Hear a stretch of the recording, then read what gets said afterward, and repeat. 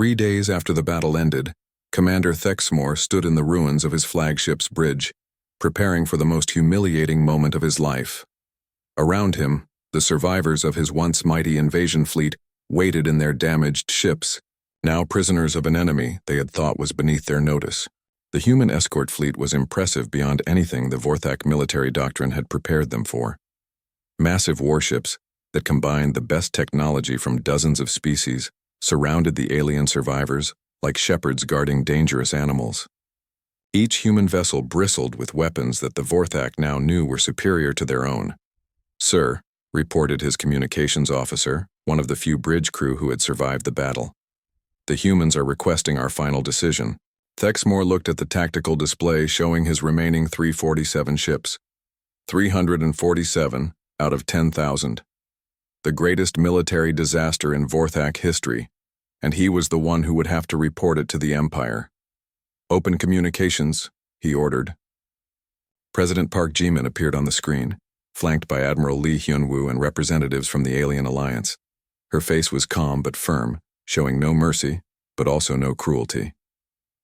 "Commander Thexmore," she said, "have you made your decision?"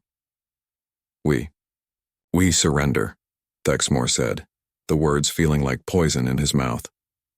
"We accept your terms." "Very well. You will be escorted to the edge of our territory.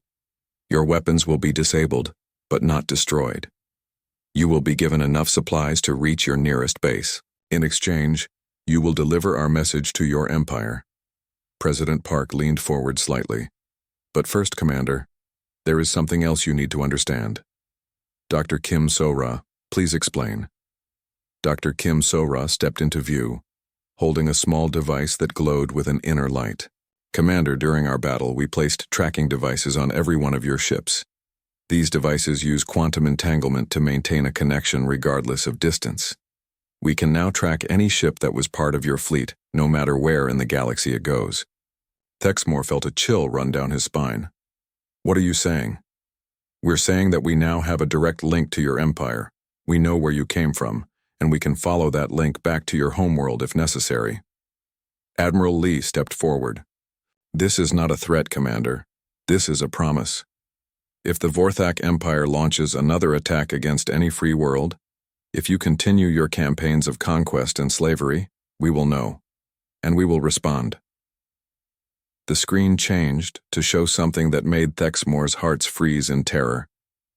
It was a view of the Vorthak homeworld, taken from space, showing the capital city where the Empire's high command lived and ruled. "We took this image 6 hours ago," President Park said calmly. "One of our scouts followed your quantum signature back to its source. It was surprisingly easy." "Impossible," Thexmore whispered. "Our homeworld is protected by the greatest fleet in the galaxy." "Commander," Admiral Lee replied, 3 days ago you thought you had the greatest fleet in the galaxy. How did that work out for you?" The human leader activated another display, showing what appeared to be a massive construction project in the outer regions of the Earth system. "For the past 72 hours we have been building what we call the Liberation Fleet. Ships designed specifically for long-range operations against empire builders like yourselves. They incorporate everything we learned from studying your technology, combined with innovations from our allied species. The construction site was enormous, with thousands of ships in various stages of completion. Some were as large as space stations, bristling with weapons and carrying capacity for extended campaigns. These ships are not for defense, Commander. They are for offense. They are designed to travel to distant worlds and liberate the species you have conquered. They are designed to hunt down slaver fleets and destroy them. They are designed to end the age of galactic empires." President Park's voice grew harder. "Every world you have conquered will be freed. Every species you have enslaved will be liberated. Every ship you send to attack innocent civilizations will be destroyed. This is not negotiable. This is not a diplomatic position. This is a statement of fact." She gestured to the alien representative standing behind her. "The Galactic Liberation Alliance now includes 412 species from across this arm of the galaxy. We have their technology, their knowledge, their resources, and their determination to end tyranny wherever it exists." The screen showed a map of the local galaxy, with thousands of star systems marked in different colors. Green systems are already free. Yellow systems have requested our protection. Red systems are currently under the control of various empire species like yourselves. Thexmore could see that the red systems were vastly outnumbered by the green and yellow ones. As you can observe, Commander, the balance of power in this galaxy has shifted. The age of conquest is over. The age of liberation has begun. Admiral. Lee activated another display, showing what appeared to be a massive space station under construction. This is Gateway Station Alpha, the first of 12 installations that will allow our fleet to travel instantly between distant parts of the galaxy. Your Empire's advantage of distance and isolation is now meaningless. President Park stepped forward one final time. Commander Thexmore, you will return to your Empire and deliver this message to your leadership. The humans of Earth and their 412 allied species are now the dominant military power in this galaxy. Any act of aggression against free worlds will be met with overwhelming force. Any attempt to maintain enslaved populations will result in liberation campaigns. Any effort to expand your empire will be stopped. She paused, letting the words sink in. However, if your empire chooses to release its conquered worlds, respect the independence of free species and transform itself into a peaceful civilization, you will be welcome to join our alliance as equals. The choice is yours, but the consequences of that choice are now unavoidable. The transmission ended, leaving Thexmore alone with the wreckage of his dreams of glory. 2 weeks later, the surviving Vorthak ships limped into their home system, carrying news that would shake the Empire to its foundations. The species they had laughed at, the world they had dismissed as primitive and helpless, had not only defeated them but had demonstrated the power to destroy their entire civilization. The High Command's first reaction was disbelief, then rage, then fear as the evidence mounted. Long-range sensors confirmed the presence of human ships at the edge of Vorthak space, obviously scouting and preparing for larger operations. Communication intercepts revealed that dozens of conquered worlds were already in rebellion, somehow equipped with advanced human weapons. Within a month, the Vorthak Empire began the process of releasing its conquered territories. The alternative, total war against a superior enemy, was unthinkable. On Earth, President Park Jimin stood in the same briefing room where the crisis had begun, but now the atmosphere was completely different. Instead of desperate preparation for survival, the room buzzed with the excitement of species that had discovered they were the strongest force in their part of the galaxy. Status report, she requested. Admiral Lee smiled as he activated the display. Liberation Fleet Alpha has successfully freed 37 worlds in the past month. The Korthak hegemony has surrendered and requested alliance membership. The Zephyrian Empire has begun negotiations for the release of their conquered territories. Resistance? Minimal. Word of our capabilities has spread faster than our fleets. Most Empire species are choosing negotiation over warfare. Dr. Kim So-ra added her own report. Our technology sharing programs are accelerating development across the Alliance. We estimate that within 5 years, every member species will have access to space-folding travel and quantum communication systems. President Park nodded, looking at the galaxy map that now showed green systems spreading like wildfire across the local stellar neighborhood. And the Vorthak? They've requested a formal treaty, complete disarmament, release of all conquered worlds, and application for alliance membership. It seems Commander Thexmore was very persuasive in his report. She smiled at that. The commander, who had laughed at Earth's warning, had become humanity's most effective ambassador to his own people. Captain Song Mi-young entered the briefing room, still wearing the flight suit from her latest mission. Ma'am, Liberation Fleet Beta has successfully established Gateway Station Beta in the Andromeda approach. We now have rapid response capability to most of the galaxy. President Park looked out the window at the stars, thinking about how much had changed in such a short time. Humanity had gone from defending themselves against conquest to liberating entire sections of the galaxy from tyranny. Any regrets? Admiral Lee asked quietly. President Park considered the question. Thousands of humans had died in the battle with the Vorthak. The resources spent on the liberation fleets could have been used for peaceful development. The galaxy would never be the same. No, she said finally. We offered them peace. We warned them about the consequences of choosing war. They laughed at our restraint and mistook our desire for peace as weakness. She turned back to the room full of military leaders and allied representatives. They shouldn't have agitated us. Now they know better, and so does the rest of the battle had been raging for 12 hours, and the Vorthak Empire was learning the true meaning of fear.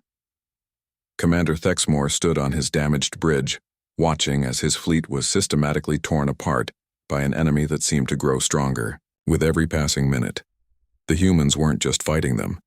They were studying them, adapting to their tactics, and turning the Vorthak's own weapons against them. Status report, he demanded, though he dreaded the answer. We've lost 4,000 ships, Commander, reported Vextal, his voice hollow with shock. The humans are capturing our weapons and reverse engineering them in real time.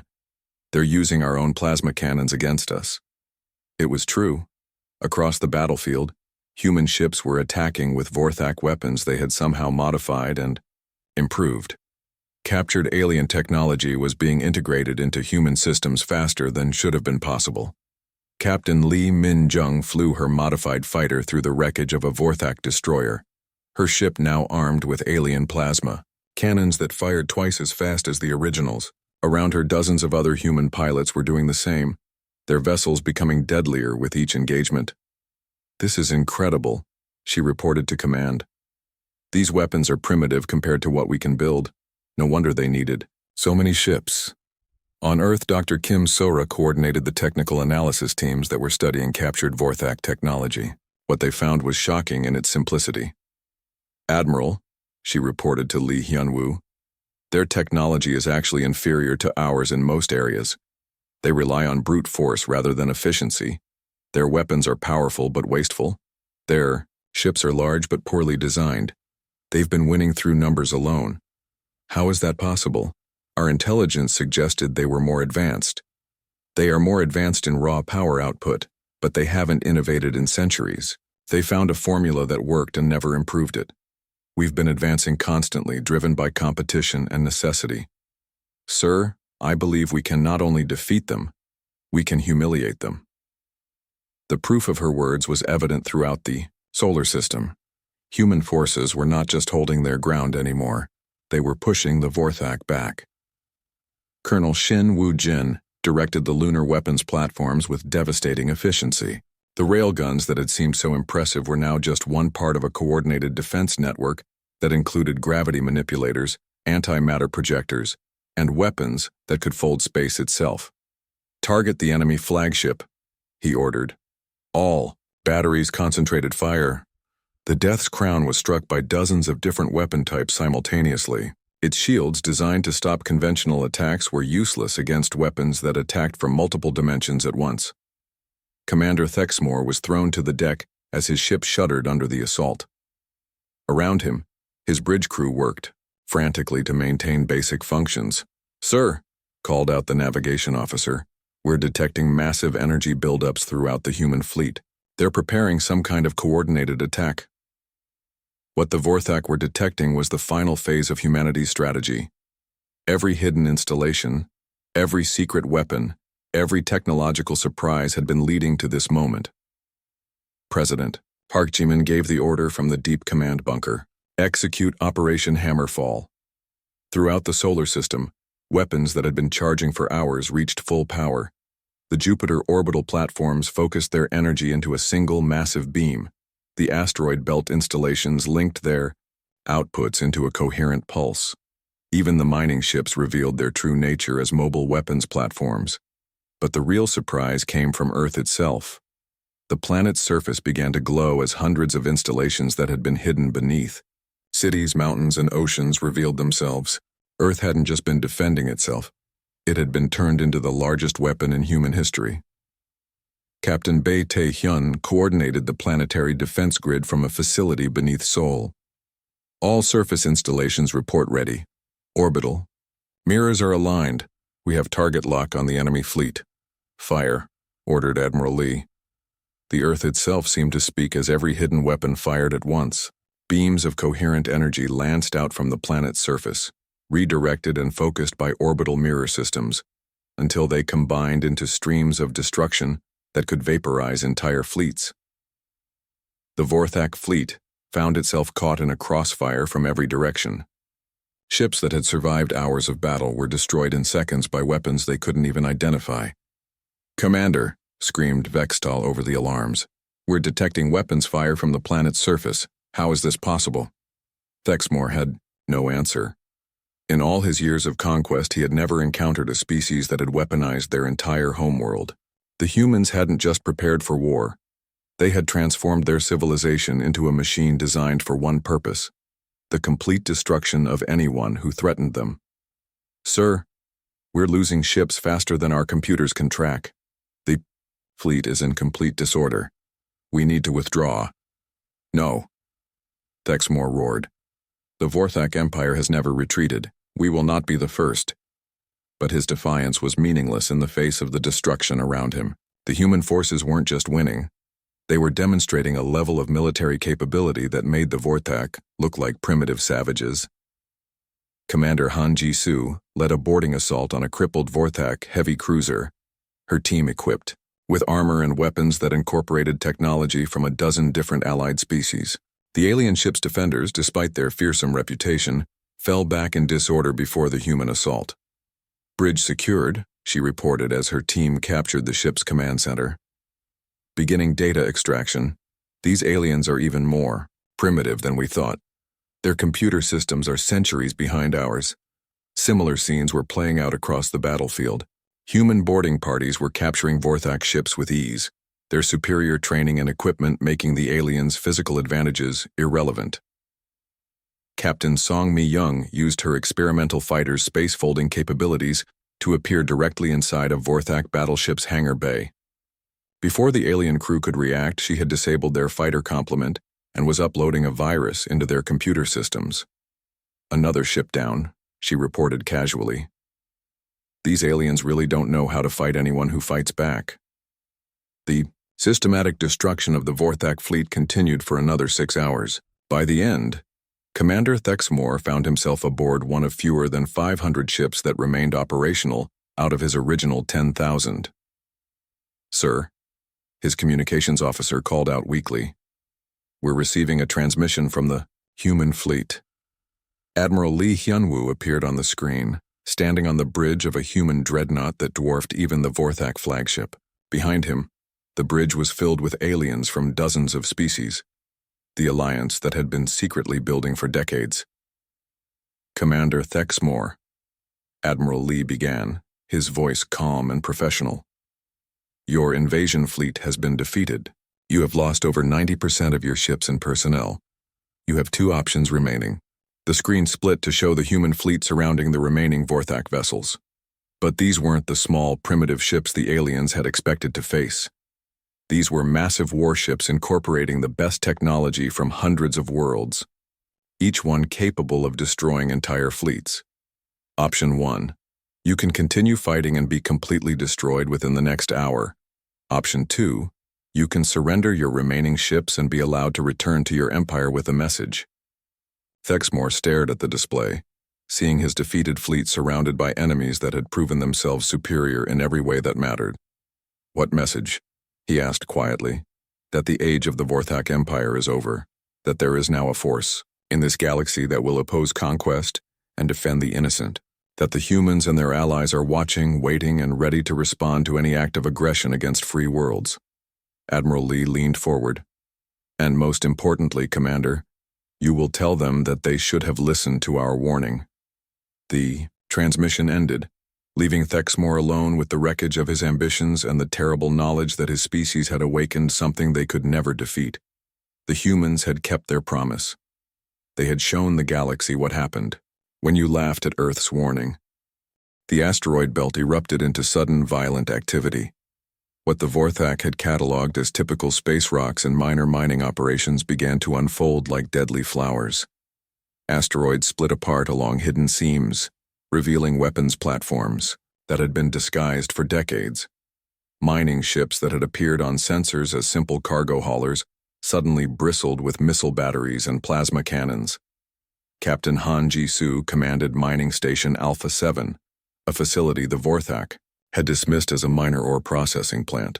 In reality, it was one of 43 hidden weapons platforms scattered throughout the asteroid belt, each one capable of manufacturing and launching autonomous defense systems.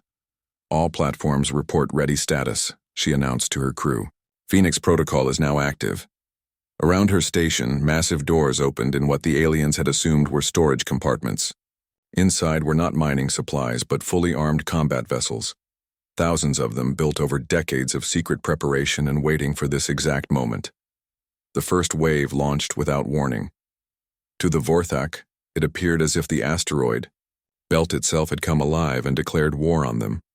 Commander Thexmore stared at his tactical displays in growing horror.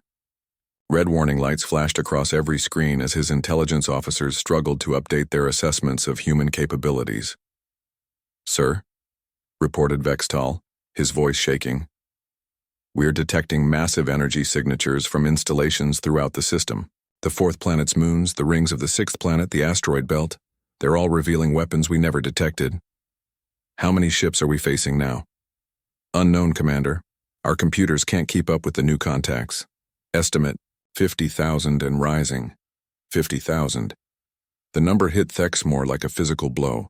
His invasion force of 10,000 ships, which had seemed so overwhelming just hours ago, was now outnumbered 5-1.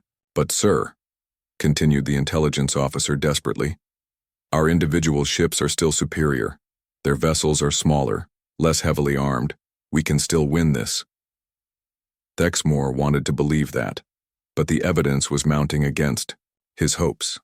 The human tactics were unlike anything in Vorthak military doctrine. Their ships didn't fight in neat formations or follow predictable strategies. They swarmed, adapted, and seemed to learn from every exchange. On Jupiter's moon Europa, Commander Ryu Haiwan oversaw the activation of the Jovian Defense Network. What had appeared to be simple research stations studying the moon's subsurface ocean were actually the control centers for one of humanity's most ambitious projects. "Activation sequence complete," reported his technical officer Lieutenant Park, Min Jung.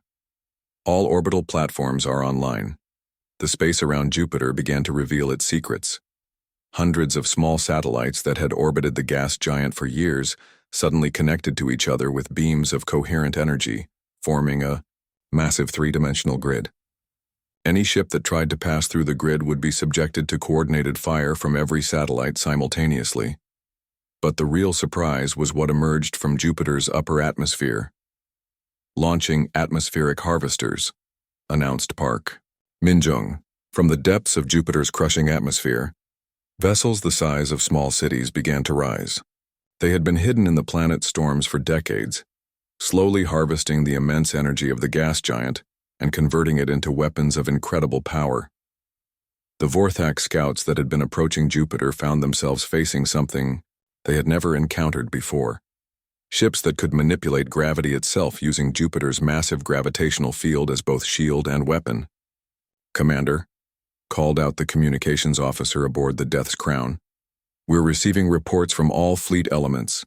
The enemy has revealed hidden installations on every major body in the system. Estimates now show over 100,000 hostile craft. 100,000.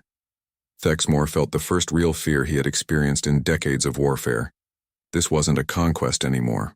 This was a trap, and his entire fleet was caught in the middle of it. On Earth, President Park Ji-min stood in the deep command bunker, watching the tactical displays that showed the true scope of humanity's preparations. Around her, military leaders coordinated the most complex military operation in human history. "Status report," she requested. Admiral Lee Hyun-woo approached, his face grim but determined. "Phase 2 is complete, ma'am. All hidden installations are now active and engaging the enemy. The Vorthak fleet has taken significant losses." "How significant?" "They've lost approximately 1,000 ships so far, but our losses are mounting as well. Their individual vessels are still more powerful than ours." "Then it's time for Phase 3. Admiral Lee nodded. "The Omega facilities? Everything. Hold nothing back. If we're going to do this, we do it completely." Throughout the solar system, the final phase of humanity's defense began. On distant moons and hidden stations, weapons that had been considered too dangerous to use were brought online. Manufacturing facilities that had been producing conventional ships switched to creating devices that pushed the boundaries of human technology. Dr. Kim So-ra activated the communication system from the Titan facility. All stations, this is Central. Command, Authorization Omega-77 is now in effect. Release all technological restrictions. We are weapons-free for experimental systems. The response was immediate. From laboratories hidden beneath lunar craters, prototype ships emerged that incorporated technology reverse-engineered from decades of studying alien transmissions.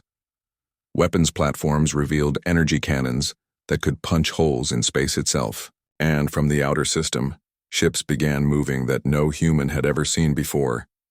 Autonomous vessels that had been building and improving themselves for decades.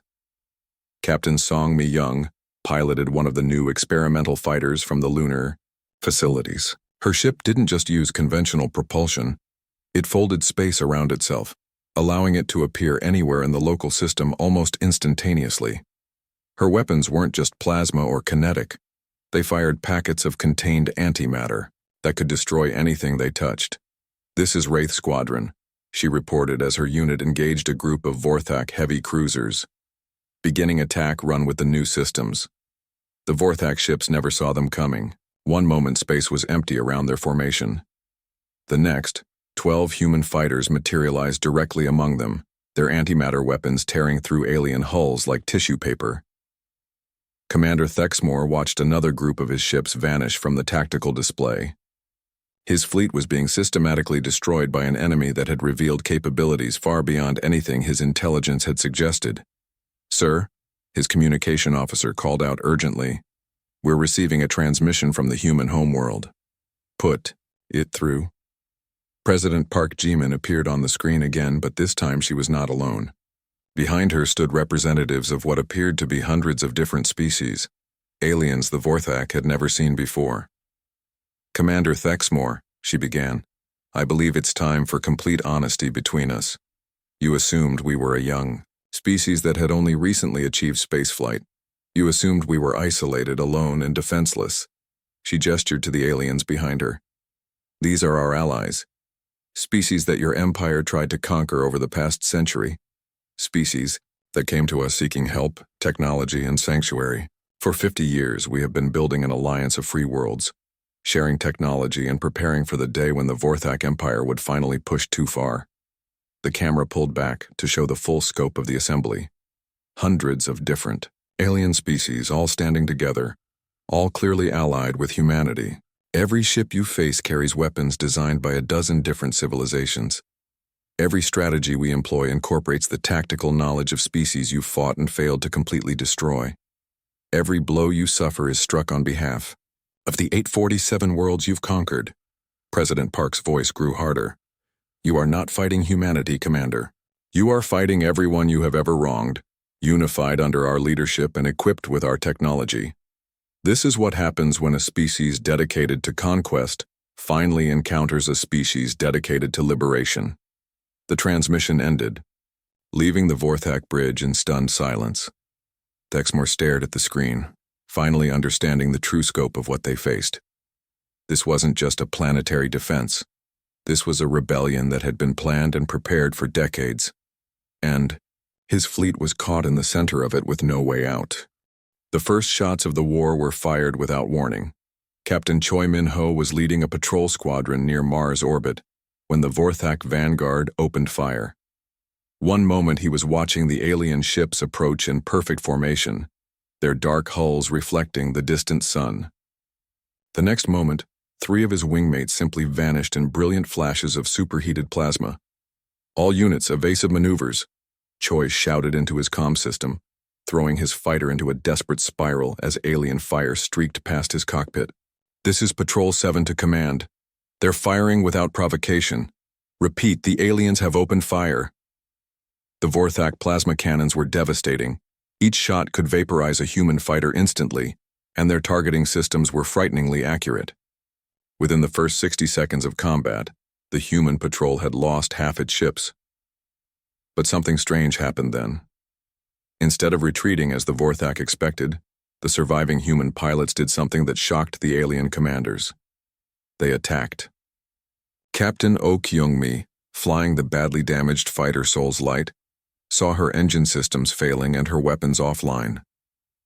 Through her cracked canopy, she could see the massive Vorthak destroyer that had killed most of her squadron. Its plasma cannons were already swiveling to target another group of human ships. She made a decision that would echo through history. "Command, this is Oh Kyung-mi. My ship is dying, but I'm not done fighting." Her voice was calm, almost peaceful. "Tell my family I love them. And remember us." She pointed her crippled fighter directly at the destroyer's bridge and pushed her engines to maximum power. The human ship, tiny compared to the alien vessel, slammed into the command section at full speed. The explosion lit up the darkness of space like a new star.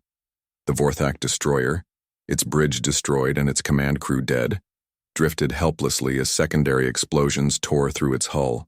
On the Vorthak flagship, Commander Thexmore watched the destruction of his destroyer with disbelief. In 1,000 conquests, he had never seen a pilot deliberately sacrifice themselves in such a manner. "Status of the Bone Crusher?" he demanded. "Destroyed, Commander," replied Vextal, his voice shaken. "The human fighter pilot. They flew directly into our bridge. Intentionally. One fighter destroyed a destroyer." "The bridge section, sir. The explosion caused cascade failures throughout the ship. It's breaking apart." Thexmore stared at the tactical display. One small human fighter had taken out a warship that could have conquered an entire planet by itself. And the pilot had done it on purpose, knowing they would die. "What manner of species are these humans?" he muttered. His question was answered over the next hour as the battle expanded throughout Mars' orbit. The human pilots fought with a ferocity that the Vorthak had never encountered. When their weapons failed, they rammed enemy ships. When their ships were crippled, they used them as guided missiles. When they were outnumbered 10-1, they fought harder. Captain Lee Min-jung piloted her fighter through a cloud of debris that had once been a Vorthak cruiser. Around her, the remnants of the human fleet engaged the aliens in desperate combat. They were losing badly in terms of numbers, but every human loss cost the Vorthak dearly. "This is insane," she muttered as she lined up another attack run. "We can't win this way." But even as she spoke, she knew that winning wasn't the point. Not yet. The point was to buy time and send a message. Every Vorthak ship they destroyed, every alien crew they killed, was a lesson being taught to Commander Thexmore. On Earth, Admiral Lee Hyun-woo watched the battle reports with grim satisfaction. The human fleet was being destroyed, yes, but they were taking the enemy with them. More importantly, they were forcing the Vorthak to reveal their capabilities and tactics. "Sir," reported Captain Bae Tae-hyun from the communication station, "we're receiving final transmissions from the Mars defense squadrons. Captain Choi Min-ho reports his entire wing is gone, but they've taken out 8 Vorthak ships." Admiral Lee nodded. "What about the hidden installations?" "All systems are online and ready. The Vorthak still show no indication they've detected our secondary defenses." "Good. Send the signal to all stations. Phase 1 is complete. Begin Phase 2. Throughout the solar system, hidden installations began to stir. What the Vorthak had dismissed as minor research stations and mining operations were about to reveal their true nature. On Titan, Saturn's largest moon, Dr. Kim So-ra stood in the command center of what appeared to be a simple scientific research base. Around her, technicians worked at stations that would have looked familiar to any visitor. But beneath the surface, massive manufacturing facilities had been working non-stop for the past 6 hours. "Production status?" she asked. "We've completed the first batch," reported engineer Won Jae-hyuk. 2,000 units, all equipped with the new targeting systems. "Launch them." The surface of Titan erupted as hidden launch tubes opened across the moon's surface. What emerged weren't missiles or fighters, but something the Vorthak had never encountered. Fully automated combat drones, each one controlled by advanced AI systems that could think and adapt faster than any organic pilot. The Vorthak sensors detected the launches immediately. "Commander," called out Vextal urgently, Multiple launches from the sixth planet's moon system. Unknown craft approaching at high speed. Thexmore studied the readings. More fighters? How many? Sir, initial count shows 2,000 craft. But Commander, these energy signatures don't match their previous fighters. They're much more advanced. Impossible. Our intelligence clearly showed their technological limitations. Sir, we're detecting similar launches from asteroid installations throughout the system, and from the outer moon of the fourth planet. And from... Commander, there are launches happening everywhere. On the tactical display, thousands of new contacts appeared. Each one was small, fast, and heading directly for the Vorthak fleet. Colonel Shinwoo Jin commanded the Lunar Defense Network from a facility buried deep beneath the moon's surface. For 200 years, his installation had masqueraded as a simple observatory. In reality, it was the command center for humanity's most advanced weapon systems. All lunar batteries prepare for firing sequence, he commanded. Target the enemy flagship. Above him, the moon's surface began to shift. What had appeared to be craters were actually camouflaged weapons platforms. Massive railguns, each one capable of accelerating projectiles to significant fractions of light speed, rose from their hiding places. The Vorthak detected the movement immediately, but it was too late to respond. "Commander," screamed the navigation officer aboard the Death's Crown. "The moon, it's armed." Thexmore spun to look at the tactical display just as the first salvo fired. Streams of accelerated metal crossed the space between Luna and the Vorthak fleet in seconds. The flagship's shields, designed to stop energy weapons and plasma fire, were useless against solid projectiles moving at such incredible speeds. The first round punched through the Death's Crown's hull like it was paper, tearing massive holes in the ship's structure. Emergency alarms screamed as atmosphere rushed out into space. "Damage report," Thexmore shouted over the chaos. "Hull breaches. On deck 7 through 15. We've lost primary power to the weapon systems. Sir, how is this possible?" Their technology was supposed to be primitive. Thexmore staggered as another railgun round slammed into his ship. Around him, his command crew worked frantically to restore systems and coordinate defenses. But the truth was becoming clear. They had been deceived. Completely and utterly deceived. "Communications," he barked. "Send a message to the fleet. All ships, maximum combat alert. We are not facing the enemy we expected." As his message went out, the first wave of automated drones reached the Vorthak fleet. Unlike the human pilots who had fought with desperate courage, these machines fought with perfect precision and no fear of death. They swarmed around the alien ships like angry insects, their weapons designed specifically to exploit the weaknesses in Vorthak shielding and armor. Commander Thexmore watched his invasion fleet begin to take serious losses for the first time in his career. The humans hadn't lied in their warning. They weren't the helpless primitives his intelligence reports had suggested. They were something far more dangerous, a species that had been preparing for this exact moment for centuries. And this was just the beginning. Commander Thexmore stood on the bridge of his massive flagship, the Death's Crown, watching the small blue planet grow larger on his screens. Around him, his officers worked at their stations with the casual confidence of a species that had never known defeat. The bridge was filled with quiet chatter and occasional bursts of laughter as crew members shared recordings of the human warning. "Status report," Thexmore commanded, his forearms crossed behind his back. Intelligence Officer Vextal looked up from his console. "Commander, our deep scans confirm the human claims are laughably false. They possess approximately 312 combat vessels, most of them smaller than our smallest fighters. Their weapons are primitive kinetic projectiles and basic energy beams. Their defensive capabilities are minimal." 300 ships, Thexmore mused. Against our 10,000. What of their ground forces, scattered across multiple worlds and stations? No central command structure that we can detect. Their largest military installation appears to be on their moon, but it shows only basic defensive systems. Nothing that could threaten even one of our ships. Another officer, communications specialist Mordak, turned from his station.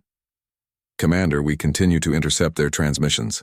They speak of evacuation protocols and emergency preparations, but our translators indicate these are standard civilian defense measures. Nothing military. Thexmore nodded.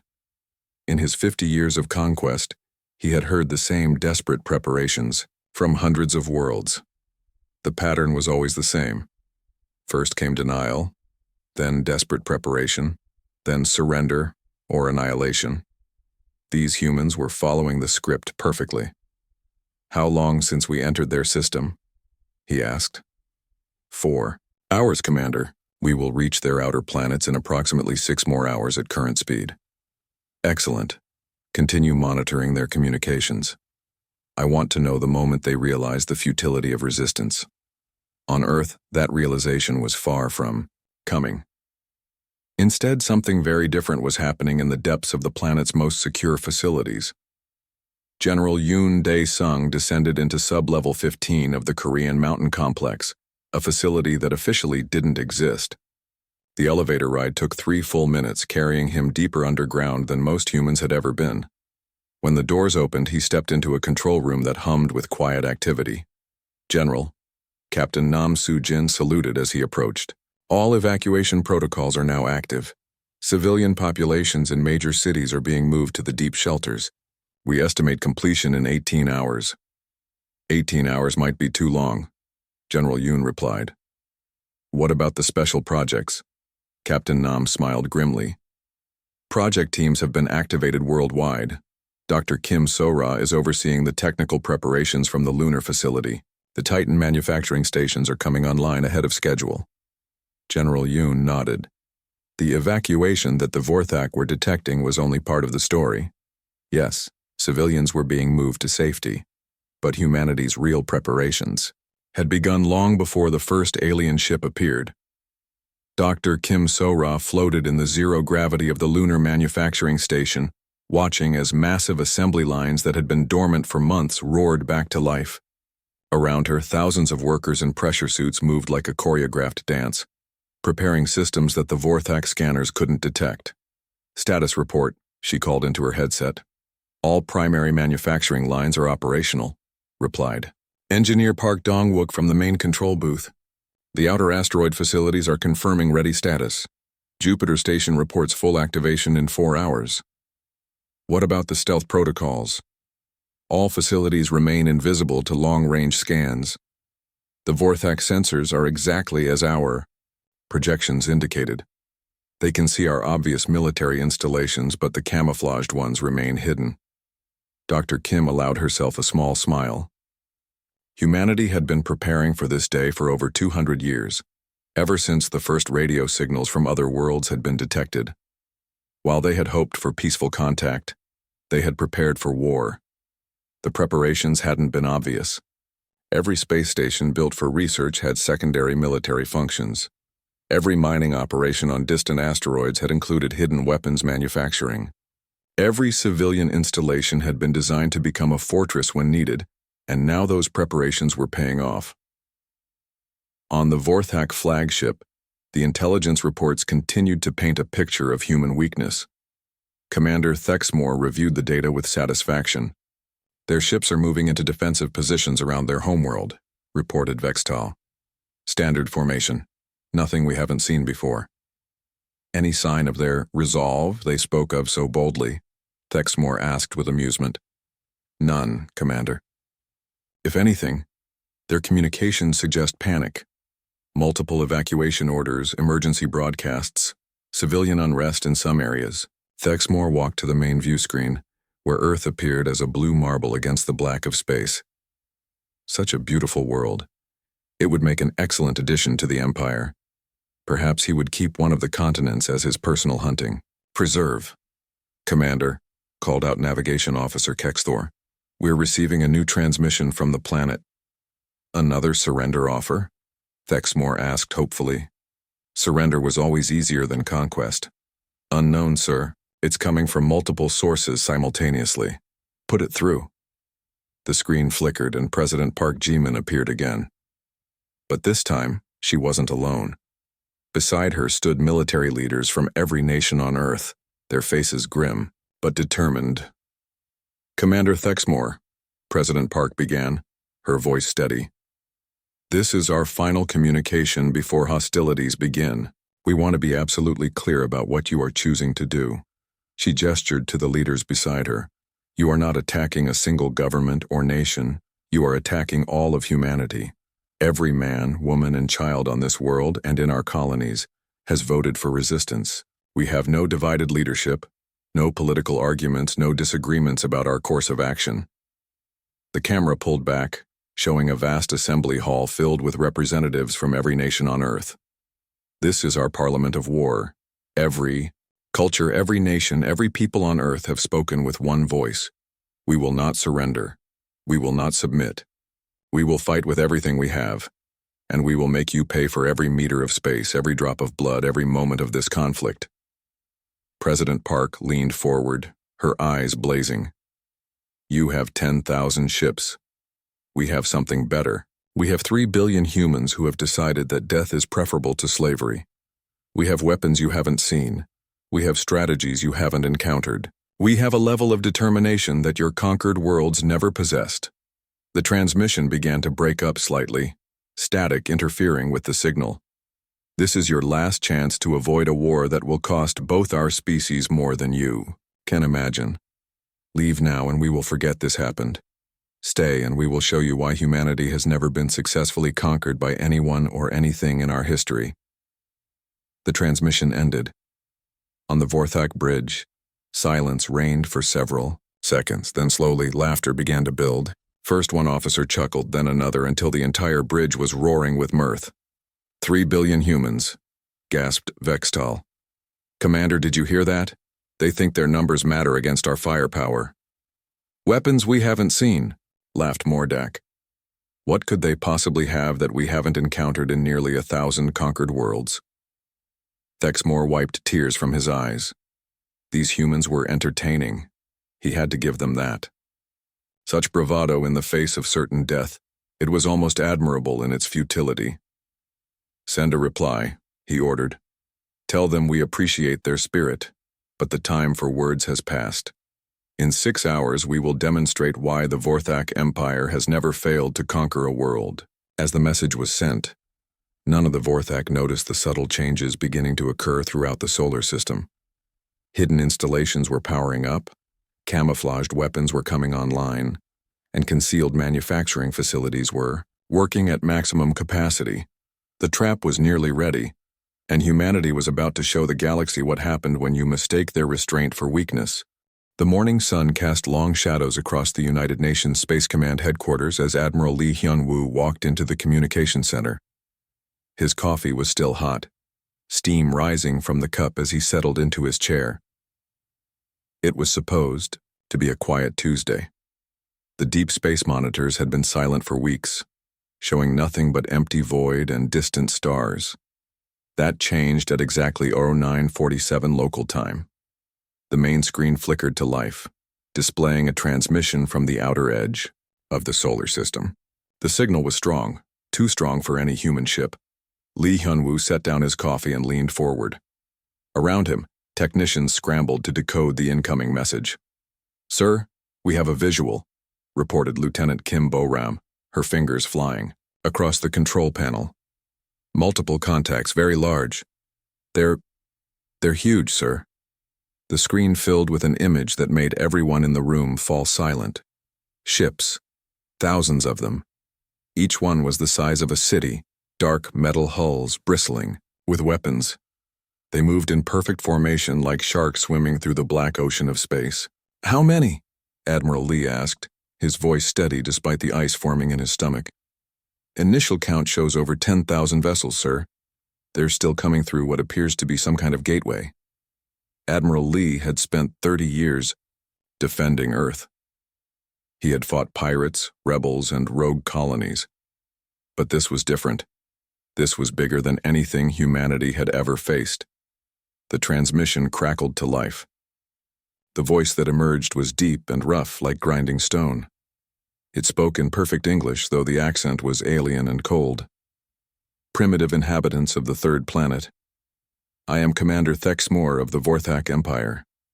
Your species has been selected for integration into our domain. You will surrender your military assets and prepare your world for colonization. Resistance is futile. You have one solar rotation to comply. The transmission cut out, leaving the communication center in stunned silence. Admiral Lee stared at the screen, where the massive alien fleet continued its approach toward Earth. They would reach the outer planets in less than 6 hours at their current speed. "Get me President Park Ji-min immediately," he ordered, "and activate the emergency protocols, all of them." 20 minutes later, President Park Ji-min stood in the secure briefing room deep beneath the Capitol. Her usually perfect hair was slightly disheveled from the hurried journey, but her eyes were sharp and focused. Around the table sat the most important people on Earth: military leaders, scientists, and politicians who would decide humanity's fate. "Show me," she said simply. Dr. Kim So-ra, Earth's chief scientist, activated the holographic display. The alien fleet appeared in miniature above the table, a swarm of deadly metal insects moving through space. "They call themselves the Vorthak Empire," Dr. Kim explained. "Our computers have been analyzing their ships. The technology is advanced, maybe 200 years ahead of ours. Each ship carries enough firepower to level a continent." "What do we know about them?" President Park asked. "Very little, but their transmission included data packets. It seems they've done this before, many times. The data shows records of 847 conquered worlds." The room fell quiet. 847 worlds. Entire civilizations wiped out or enslaved. General Yoon Dae-sung, a weathered man with scars on his hands, spoke up. "Ma'am, our fleet can't match them in open battle. We have maybe 300 ships ready for combat. They have 10,000. President Park nodded slowly. "Options?" "We could surrender," suggested Foreign Minister Choi Hee-jin. "Maybe negotiate terms." "No." The voice belonged to Admiral Lee, who had just entered the room. "I've studied their data. They don't negotiate. They conquer. The species that surrender get enslaved. The ones that fight get wiped out." "Then what do you suggest?" President Park asked. Admiral Lee moved to the display, his finger tracing the path of the alien fleet. "We send them a message. A warning." "A warning?" General Yoon laughed bitterly. "Sir, with respect, they have 10,000 ships." "Yes," Admiral Lee replied calmly. "And they need to know what they're dealing with before they make a mistake they'll regret." 2 hours later, President Park stood before the cameras in the emergency broadcast studio. Her message would go out to the Vorthak fleet, to every human colony, and to Earth itself. She had written the words herself, choosing each one carefully. "Commander Thexmore of the Vorthak Empire. I am President Park Ji-min, elected leader of the human species. We have received your demand for surrender. Our response is simple. Leave our system peacefully or face the consequences of humanity's resolve." She paused, looking directly into the camera as if she could see through space to the alien commander himself. "We are not the helpless primitives you believe us to be. We have fought for every meter of ground on our world, struggled for every advance in our technology, and died for every freedom we possess. We have faced extinction before and survived. We have been counted out and proven wrong. We have been underestimated by our enemies, and they have learned the cost of that mistake." Her voice grew harder, colder. "You have one chance to avoid a conflict that will cost both our species dearly. Turn your ships around, leave our system, find your glory elsewhere. This is not a plea. This is not begging. This is a warning from a species that has never known peace and has learned to make war an art form." The transmission ended. In the silence that followed, President Park looked at her advisors. "Now we wait," she said. They didn't wait long. Aboard the Vorthak flagship, Commander Thexmore played the human transmission for his officers. The bridge erupted in laughter. These soft pink creatures thought they could threaten the mighty Vorthak Empire, the species that had conquered nearly 1,000 worlds. "Commander," wheezed his second-in-command between laughs, "shall I prepare the standard bombardment pattern?" "Not yet," Thexmore replied, wiping tears of laughter from his 4 eyes. "Forward this transmission to the entire fleet. Let every warrior hear these humans speak of their resolve and their war as art. It will boost morale before the slaughter begins. Within minutes, the human warning was being broadcast across all 10,000 Vorthak ships. Laughter echoed through the corridors as alien warriors mocked the presumption of the small blue world ahead of them. Back on Earth, monitoring stations picked up the alien communications. The laughter came through clearly, even across the language barrier. In the command center, Admiral Lee listened to the mockery with a stone face. "Sir?" asked Captain Choi Minho, one of Earth's best pilots. "Your orders?" Admiral Lee walked to the window, looking up at the stars where death was approaching. Behind him, his staff waited for orders that would determine whether humanity lived or died. "Activate the sleeping giant protocol," he said quietly. Captain Choi's eyes widened. "Sir, are you sure?" "They had their warning," Admiral Lee replied. "They chose to laugh at it. Now they'll learn why that was a mistake." His fingers moved across the command console, entering codes that had been locked away for decades. Deep, in hidden bunkers around the world, ancient systems began to wake up. On distant moons and asteroids, equipment that had been silent for years started to hum with power. The Vorthak fleet continued its approach, their laughter still echoing across space. They had no idea that their mockery had just sealed their fate. Earth's children had been preparing for this day for longer than the aliens could imagine, and now the trap was ready to spring.